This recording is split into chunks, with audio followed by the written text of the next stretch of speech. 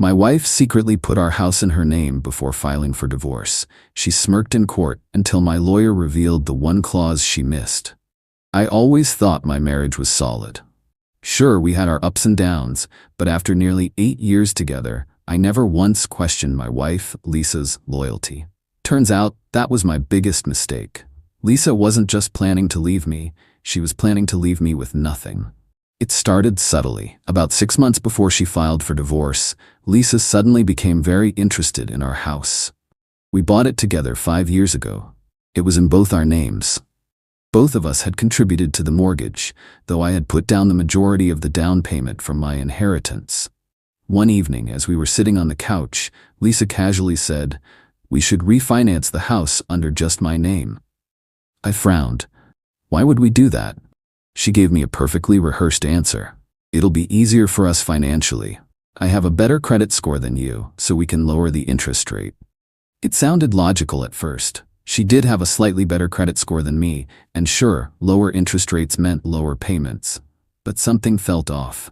I pushed back. "But wouldn't that mean taking my name off the deed?" She waved it off, completely unbothered. "Oh, we can add it back later. It's just a technical thing. You trust me, right?" That last part, that was what made me pause. Because Lisa never talked like that. That was the moment I knew something wasn't right. I didn't argue with her. Instead, I told her, "Sure, let's look into it." And while she thought I was just going along with her plan, I was quietly consulting with a lawyer. My lawyer, Ethan, took one look at what she was trying to do and told me do not sign anything. So I didn't. But Lisa? She was 3 steps ahead. One day she came home and said, "Good news, I handled the refinance. You don't have to worry about it anymore." I played dumb. "Oh, did I need to sign anything?"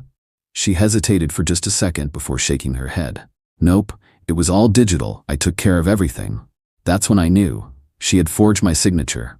And worse, the house was now in her name alone. 2 months later, Lisa hit me with divorce papers. She acted sympathetic, even tried to play the victim. "I just don't think this is working anymore." I pretended to be shocked, hurt, lost. Meanwhile, she was smirking. She thought she had already won. Because in her mind, she had done the perfect crime. The house was in her name. The mortgage was in her name. The court would see the house as hers alone, which meant I would get nothing. She even had a real estate agent lined up, ready to sell the house and pocket every penny before I could react. I could almost hear her internal monologue. "I did everything right. He won't fight back.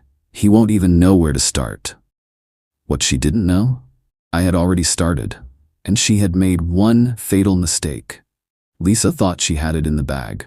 Walking into that courtroom, she carried herself like someone who had already won. She wore a pristine white blazer, her hair styled to perfection, and even threw me a pitying smile as she took her seat. I could see it in her eyes.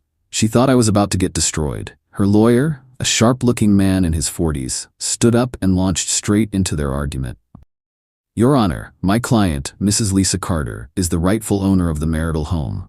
As demonstrated by the mortgage and title records, the house is in her name alone.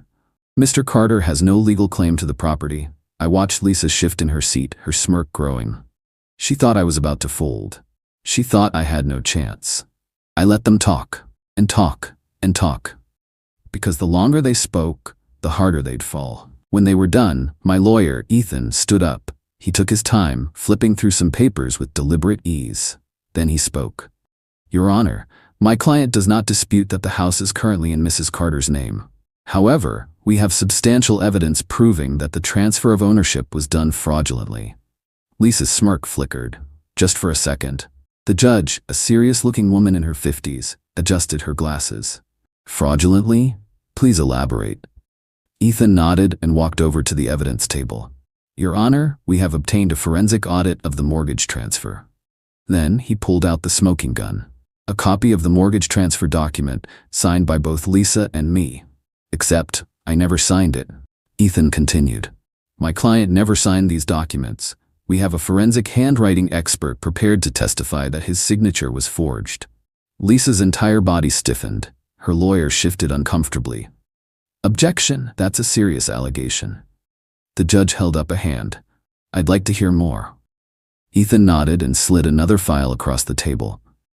Additionally, Your Honor, we have records showing Mrs. Carter actively pursued this transfer without my client's knowledge, contacting the mortgage lender, submitting forged authorization forms, and even attempting to expedite the process to avoid his detection. I risked a glance at Lisa. Her face had completely drained of color. That smugness, that confidence, gone. She opened her mouth, probably to stammer out an excuse, but her lawyer spoke first. Your Honor, we need time to review this. The judge cut him off. I'm not finished. Then she turned back to Ethan. Continue. Ethan nodded and pulled out another file. Your Honor, not only did Mrs. Carter illegally transfer the house into her name, but she also violated the prenuptial agreement in doing so. Lisa whipped her head toward me. She forgot about the prenup. Ethan continued. Our prenuptial agreement clearly states that any major financial decisions regarding joint assets require both parties' written consent.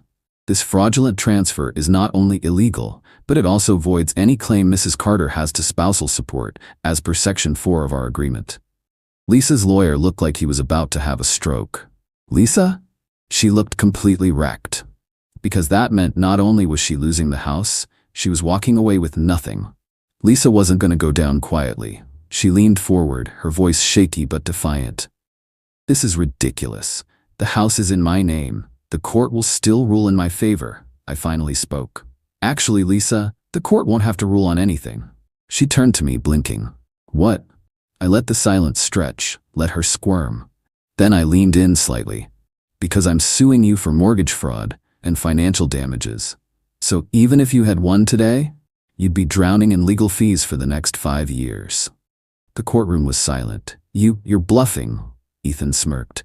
Actually, we've already filed the lawsuit. You should be getting served any moment now. And right on cue, the door opened.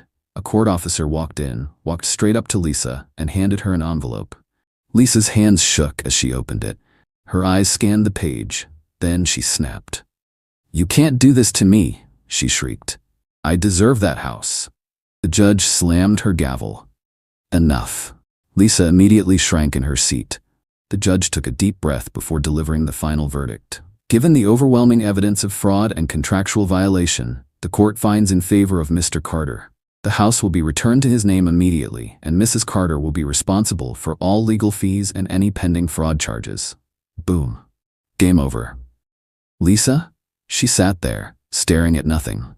Her lawyer, realizing they had lost spectacularly, started quietly gathering their things. Me? I just smiled. But Lisa wasn't going down without a fight.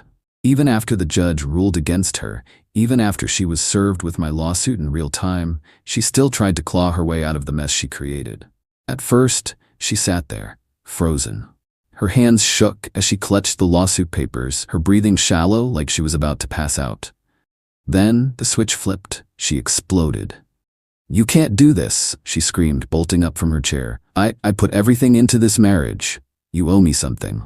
The judge slammed the gavel. Mrs. Carter, sit down or you will be removed from the courtroom. Lisa turned, wild-eyed, toward her lawyer. Do something.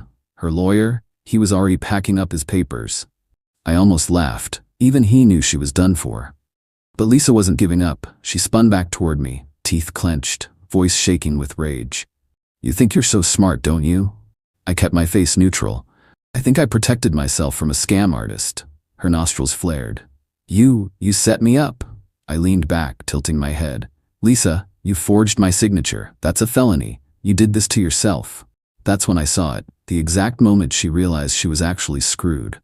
Up until now, Lisa thought this was just a bad divorce case gone wrong. She figured she'd lose the house, but move on. But financial fraud, forgery, a lawsuit that could leave her in debt for years, she hadn't planned for that. Lisa took a deep breath and switched tactics.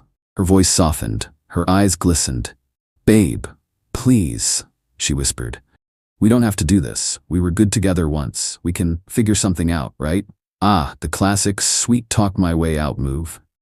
I almost admired the effort. Almost. I leaned forward, staring her dead in the eyes. Lisa, you spent months planning to screw me over. You don't get to play the loving wife now. Her expression twisted. You bastard. There she was. The real Lisa. The judge, who had been watching this disaster unfold with obvious irritation, sighed. Mrs. Carter, since you refuse to compose yourself, let me be clear. This case is settled. The property is to be immediately transferred back to Mr. Carter's name, and given the evidence of fraud, your financial claims are null and void. Lisa's face twisted into horror. Additionally, the judge continued, given the severity of this case, I will be forwarding the evidence of signature forgery to the district attorney's office. They will decide whether to pursue criminal charges. Dead silence. Lisa's mouth opened. No words came out. She had lost the house, the money, the power. And now, she might be facing actual criminal charges. Her lawyer stood up, clearing his throat. Your Honor, in light of this ruling and my client's behavior, I would like to formally withdraw from this case. Lisa whipped around. What? Mrs. Carter, he sighed. I can't represent someone who actively committed fraud. You're on your own. And with that, he walked out. Lisa? She stood there, trembling, completely, utterly alone. Lisa turned back to me, her eyes wide, her chest heaving like she was about to cry. You did this to me. You ruined my life. I stood up, slowly buttoning my jacket. No, Lisa, you ruined your own life. I just made sure you didn't ruin mine too. She let out a guttural scream and collapsed into her chair, sobbing. I didn't wait around to see what happened next. I just turned and walked out of the courtroom, and let the doors slam shut behind me. A few weeks later, Lisa tried to fight the fraud charges, but she had no case.